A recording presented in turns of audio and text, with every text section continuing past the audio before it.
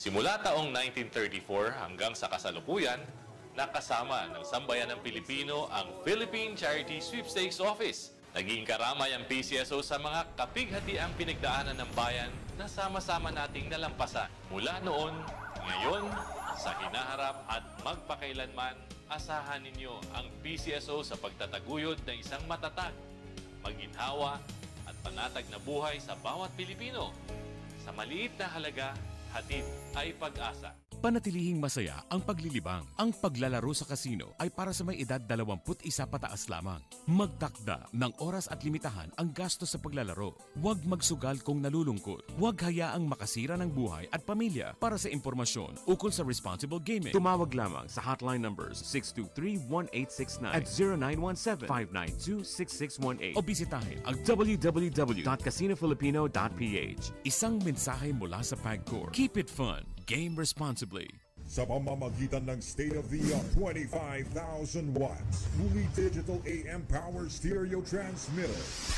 Ito ang DZME 1530, numero 1 sa paghahatid ng mga sariwang balita, impormasyon, komentaryo, aliw, musika at public service. DZME 1530, una sa kanan, ang himpilang may paninindigan.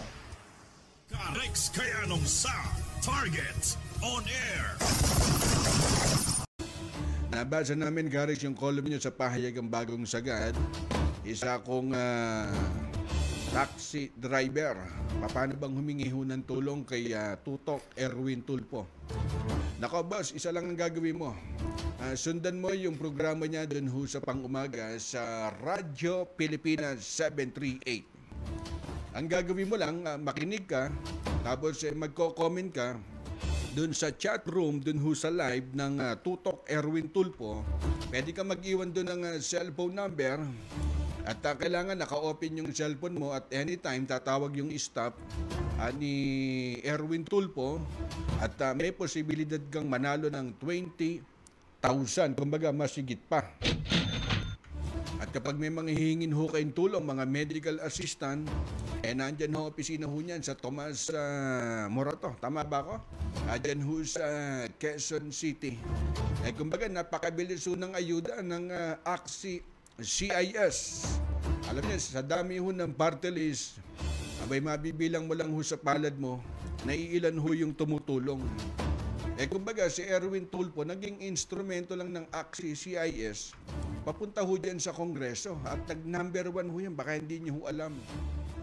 At ang sabi nga ho nila, si Erwin Tulfo ho ba lalahok po sa 2022? Aba, hindi ko ho kayang sagutin ho yan.